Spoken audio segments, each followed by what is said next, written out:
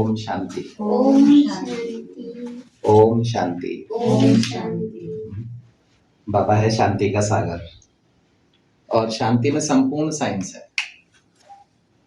शांति में संपूर्ण साइंस है, ऐसा साइंस जिसमें कोई कमी नहीं है, ऐसा विज्ञान है।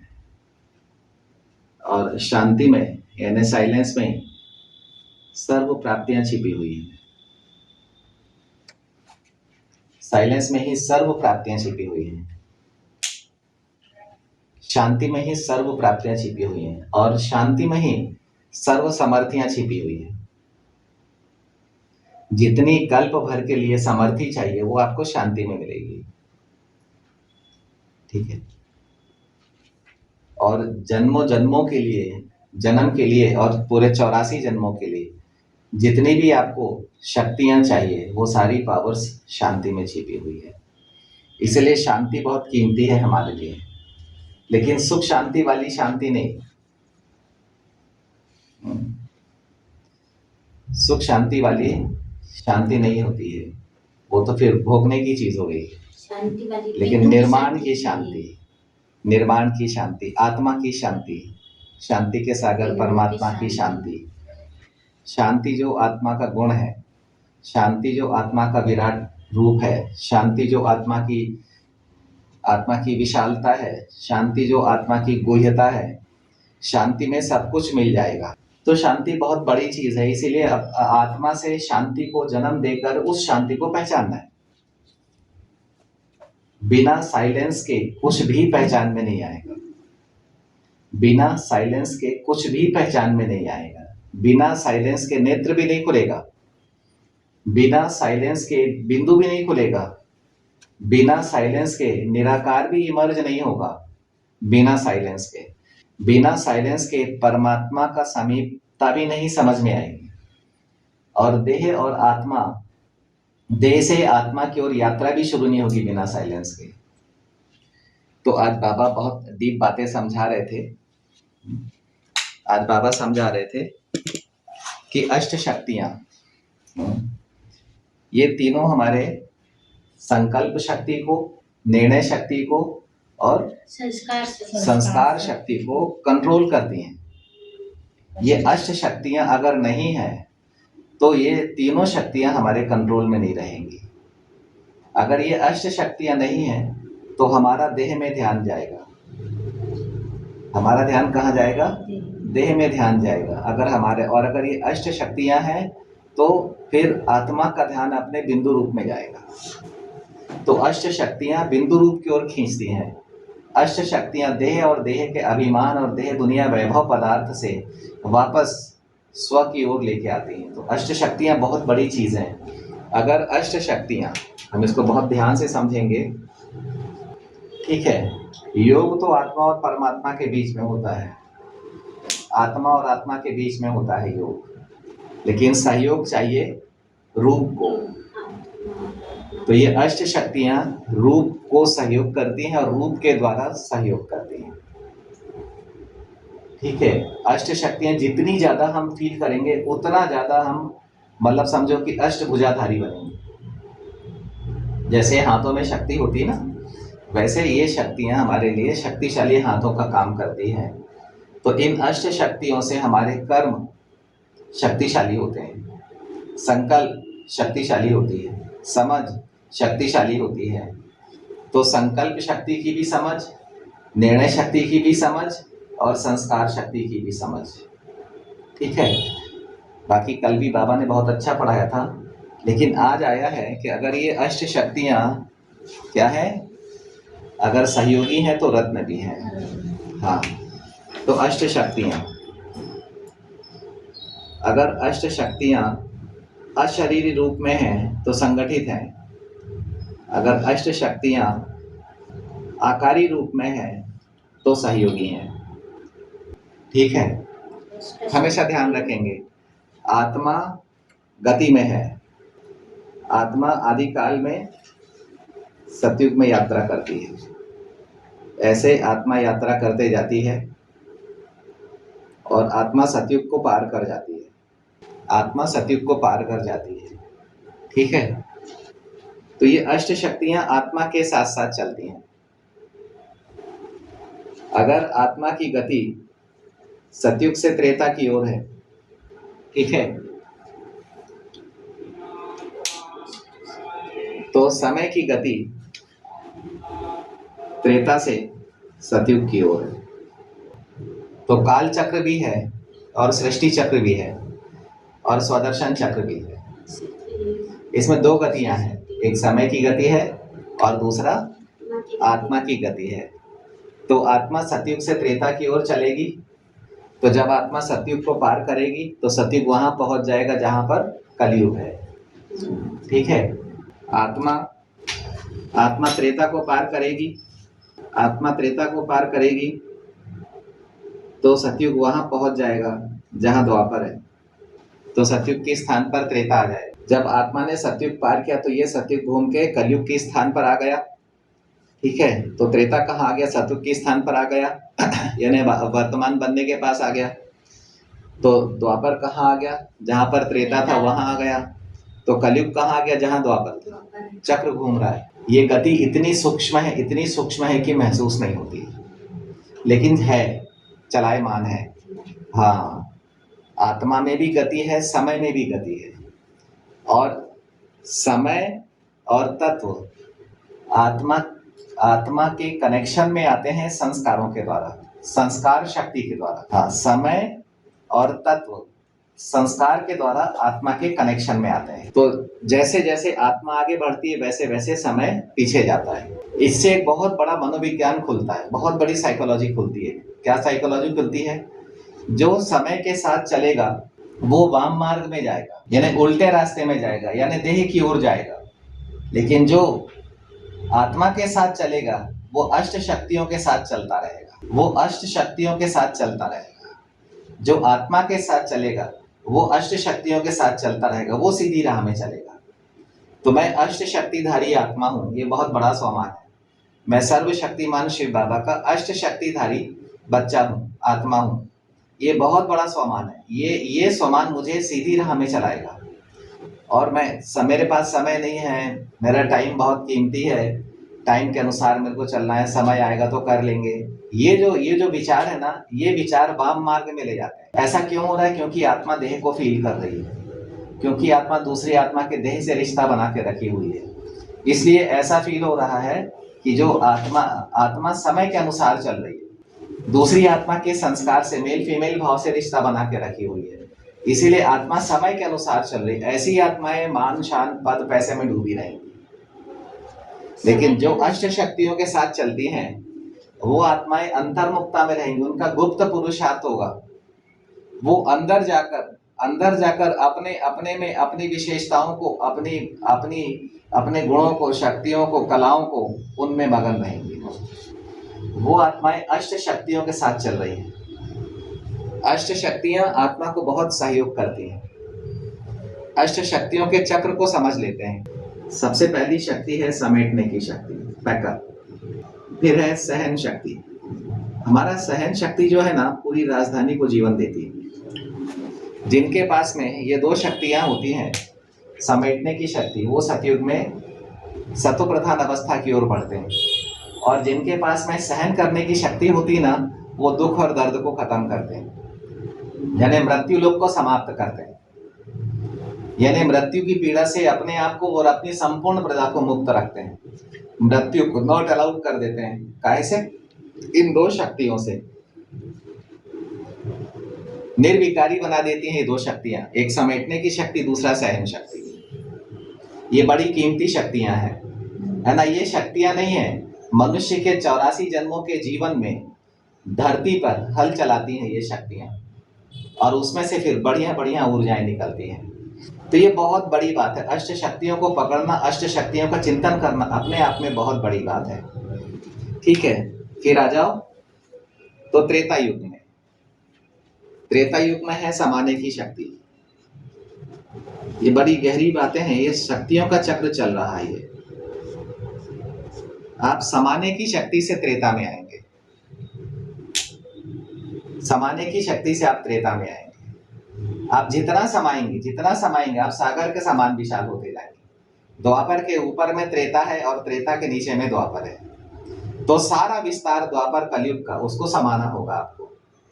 और समाना माने बातों का प्रभाव खत्म करना। जो समा नहीं पाते हैं बातें उनको तंग करते रहती हैं अंदर। जिनको समाना आता है बातें गायब हो जाती हैं उनकी जिंदगी से। समाने के लिए गहराई चाहिए, गहराई के लिए सहन शक्ति चाहिए, गहराई के लिए समेटने की शक्ति चाहिए। जिनके अंदर में बातें हैं और बातें उनको अंदर में तंग कर रही हैं माने उनके अंदर में गहराई नहीं है। वो बातों से रिश्ता रखना चाह रहे हैं, वो विशेषताओं से रिश्ता नहीं रखना चाह रहे हैं, यानी गहराई से, ऊंचाई से, विशालता से, गुह्यता से, महीनता से, नवीनता से। तो ये जो है ना, ये गहराई ना होने के कारण नतीजा ये हो जाता है कि व्यक्ति बातों में उलझना चाहता है, उलझता है और उलझाता है। तो इसीलिए बातों से दूर, हाँ, समाते जाना है, समाते जाना है, क्योंकि बातें कहाँ से आ रही हैं? कलयुग और द्वापर से। समय से आ रही है ना? हाँ, पूरे समय से नहीं आएंगे, द्वापर और कलयुग से बातें आ रही हैं। जो 63 जन्म हमने बिताए हैं वो बातों में बिताए हैं, और हम उथला हो गए तब हम बातों में फंसे हैं। जब तक हम गहरे थे, गहरे के लिए क्या चाहिए? समेटने की शक्ति, पावर ऑफ पैकअप। पैकअप क्या चाहिए? कि बहुत ज्यादा रिश्ते नातों के विस्तार में नहीं जाना है, बहुत ज्यादा मान सम्मान के विस्तार में नहीं जाना है, हर जगह जाकर मान सम्मान नहीं खोजना है, नाम रूप नहीं खोजना है, पद पैसा नहीं खोजना है। थोड़ा सा अंतर्मुखता में अपनी अष्ट शक्तियों की ओर भी चलना है। ठीक है? अशरीरी निराकारी अष्ट शक्तियां रूप बसंत को मिलती हैं, यानी अष्ट शक्तियां बिंदु को मिलती हैं और उसके रूप के लिए मिलती हैं। ठीक है? तो समाने की शक्ति हम जितना समाएंगे, द्वापर और कलयुग की बातें वो हमको ये शक्ति गहरा बनाएगी, विशाल बनाएगी, सागर के समान बनाएगी। समाने की शक्ति से सागर बनते हैं। ठीक है? फिर आ जाओ, फिर है परखने की शक्ति।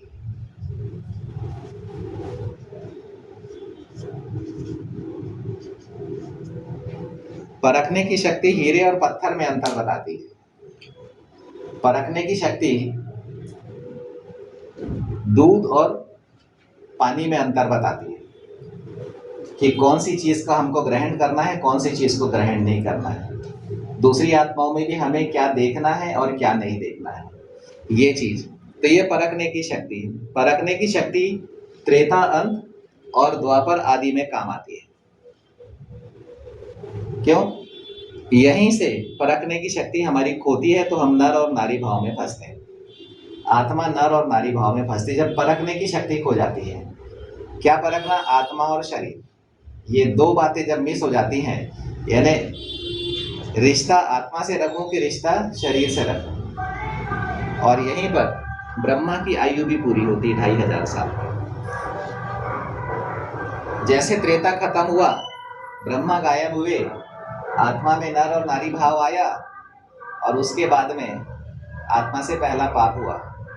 इधर आत्मा ने कहा हे भगवान, उधर शिव बाबा निराकार से अशरीरी बन गए परम धाम में, और वहां से शिव बाबा का पाठ द्वापर युग से शुरू हो गया आत्मा के जीवन में, ब्राह्मणों के जीवन में मंदिर बन गया। और तब ब्राह्मण आत्माओं के संस्कारों से, उस समय राजा रानी रहे होंगे, तो संस्कारों से फिर शिवलिंग इमर्ज हुआ और शिवलिंग दिखा उनको। तब उन्होंने मंदिर में शिवलिंग की स्थापना करी, हीरे को शिवलिंग के रूप में रखा और उनके सामने में अपना धन संपत्ति को समर्पित किया। उनको समझ में आ गया कि अब हमसे विकर्म की दुनिया में हम प्रवेश कर रहे हैं। तो ये परखने की शक्ति हमारे पास होनी चाहिए। परखने की शक्ति के बिना काम नहीं होगा। तो चार शक्तियां, ये चक्र चल रहा है। समेटने की शक्ति, सहन शक्ति, समाने की शक्ति, परखने की शक्ति, ये चक्र चल रहा है। ये शक्तियों का चक्र है, अष्ट शक्तियों का चक्र है। ये अष्ट शक्तियां अगर सहयोगी हैं, बिंदु के रूप में सहयोग करती हैं, तो रत्न के रूप में प्रॉपर्टी भी है, रत्न भी है ये हमारा। अकबर के दरबार में अष्ट रत्न नहीं थे, नौ रत्न नहीं थे। हम ब्राह्मणों के, ब्रह्मा के बच्चों के दरबार में हैं अष्ट रत्न, नौ रत्न, शिव बाबा भी हैं, है ना। तो ये रत्न हमारे दरबार में है। तो आपने दरबार में देखा नौ रत्नों को? अभी उसके बारे में भी पढ़ेंगे। परखने की शक्ति, उसके बाद आ जाओ तो द्वापर में अपन प्रवेश कर गए। निर्णय द्वापर में आती है निर्णय शक्ति, डू एंड डोंट, क्या करना है और क्या नहीं करना क्या है। बोले? द्वापर द्वापर द्वापर के लिए द्वापर के आदि काल से की ओर अपन चलते हैं तो निर्णय शक्ति की जरूरत पड़ने लगती है अब हमको। हाँ, मध्य की ओर चलते हैं, आदि से मध्य की ओर चलते हैं द्वापर के, निर्णय शक्ति। तो निर्णय शक्ति चाहिए। निर्णय शक्ति अब हमको द्वापर से कलयुग तक लगेगी। गलत निर्णय, समय, ऊर्जा खत्म। इसीलिए निर्णय शक्ति डिस्टर्ब होने के कारण आत्मा की आयु कम होने लगती है, आत्मा और शरीर का रिलेशन बिगड़ने लगता है, क्योंकि धीरे धीरे अभिमान बढ़ते जाता है और हमारे निर्णय गलत होने लगते हैं, आत्मा के निर्णय गलत होने लगते हैं। इसीलिए क्या होता है कि आत्मा में अभिमान बढ़ते जाता है और ये शक्तियों का दमन होने लगता है, अंदर में शक्तियों का दमन होने लगता है। उसके बाद में आ जाओ सामना करने की शक्ति। निर्णय शक्ति द्वापर से लेकर कलयुग तक पूरा काम करती है। हाँ, ये अब आत्मा कलयुग में प्रवेश करने वाली है। कहाँ प्रवेश कर रही है आत्मा? कलयुग में प्रवेश कर रही है आत्मा जी। कलयुग की आत्मा क्या है? द्वापर की आत्मा क्या? सामना करने की शक्ति। हाँ, सामना करने की। अब आत्मा कहाँ प्रवेश कर रही है? कलयुग में प्रवेश कर रही है। कलयुग में प्रवेश कर रही है आत्मा। तो जैसे कलयुग है भयानक युग, विकारी युग, विकर्मों से भरा युग। कहाँ देव आत्मा सुंदरतम, मोस्ट ब्यूटीफुल, और कहाँ कलयुग के कालिमा में आ गई आत्मा।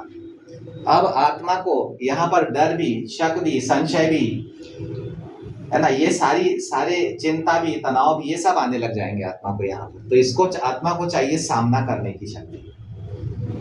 कलयुग के आदि काल से अंत काल तक साथ। द्वापर युग हमारा अच्छा है, फिर भी हमारे निर्णय बहुत अच्छे चलते हैं, तो सामना करने की शक्ति चाहिए। क्यों? यहाँ पर बाकी धर्म वाले भी हमारे से कलयुग में युद्ध करने के लिए आ जाएंगे, क्योंकि उनकी भी संख्या बहुत हो जाएगी और हमारे सुखों पर अधिकार दिखाने आएंगे, हमारी धरती पर अधिकार दिखाने आएंगे। तो सामना करने की शक्ति, सामना करने की शक्ति से ही वीरता का जन्म होता है, देश प्रेम का जन्म होता है, मातृभक्ति का जन्म होता है। सामना करने की शक्ति बहुत कीमती शक्ति है। सामना करने की शक्ति कभी भी अपने परिवार में यूज नहीं किया जाता, ब्राह्मणों में यूज नहीं की जाती है। ब्राह्मणों में हमेशा सहन शक्ति। क्यों? सहन शक्ति सतो प्रधान बनाती है। हम ब्राह्मण सतो प्रधानता की ओर बढ़ रहे हैं। सामना करने की शक्ति तमो प्रधानता को हराने के लिए है, अंधेरे के प्रभाव को हराने के लिए है, अज्ञान के प्रभाव को हराने के लिए है सामना करने की शक्ति। अपने देह अभिमान को हराने के लिए है सामना करने की शक्ति। जिन संस्कारों में देह अभिमान विकार छिपे हुए हैं, उनको हराने के लिए चाहिए सामना करने की शक्ति। ठीक है, अभी आ जाओ कलयुग में प्रवेश कर जाते हैं अब। तो आत्मा अपनी अष्ट शक्तियों को लेकर कलयुग में आ गई, लेकिन भूल गई। अब उसको देह का अभिमान याद आ गया, देह का अभिमान याद हो गया उसको, है ना। अब इसके बाद आती है सहयोग करने की शक्ति। ये अष्ट शक्तियां सबसे बड़ी सहयोगी हैं।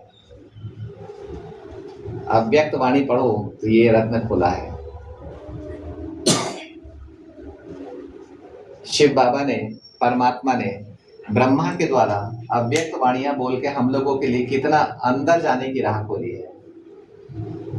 आज इंसान मान सम्मान में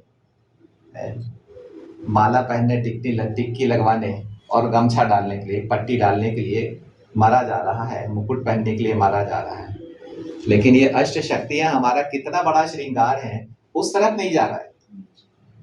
कितना बड़ा श्रृंगार है अष्ट शक्तियां, बिंदु का कितना बड़ा श्रृंगार है अष्ट शक्तियां, रूप की कितनी बड़ी सहयोगी है अष्ट शक्तियां। बसंत का श्रृंगार, बसंत का रत्न और रूप की सहयोगी। रूप बिगड़ता है, अष्ट शक्तियों का यूज करो, रूप बिगड़ेगा नहीं तुम्हारा। अच्छी सुघड़ प्रकृति छोड़कर हम जाएंगे बाबा की गोद में, एक शक्तिशाली प्रकृति छोड़कर जाएंगे, ताकि हमारी अगली पीढ़ियों को भी अच्छी शुद्ध प्रकृति मिले, शक्तिशाली प्रकृति मिले, संपन्न प्रकृति मिले।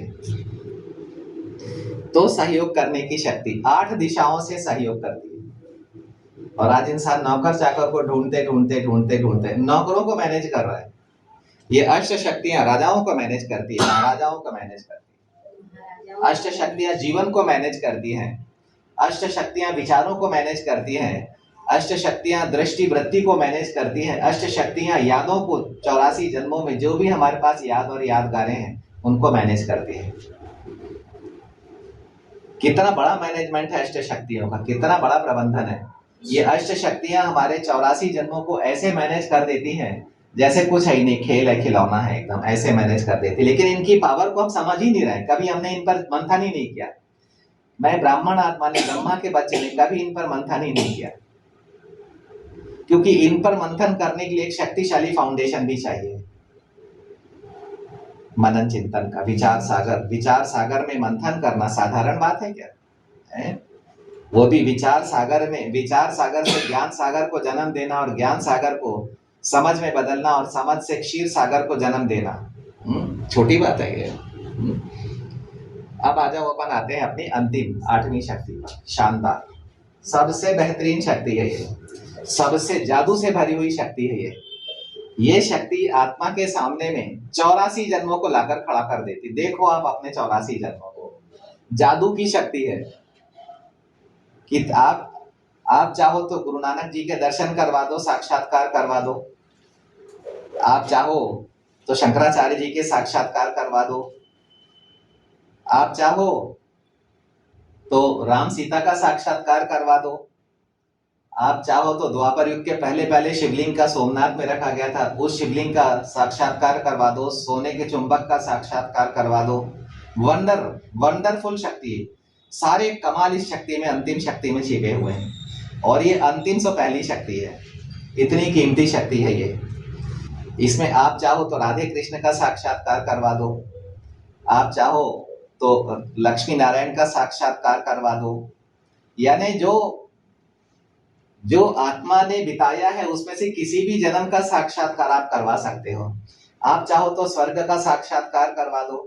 आप चाहो तो किसी आत्मा को इस समय भागते हुए, इतना तेजी से भागती हुई जिंदगी में स्थिर समय का अनुभव करवा दो कि ये समय है, ये तुम हो, ये तत्व है।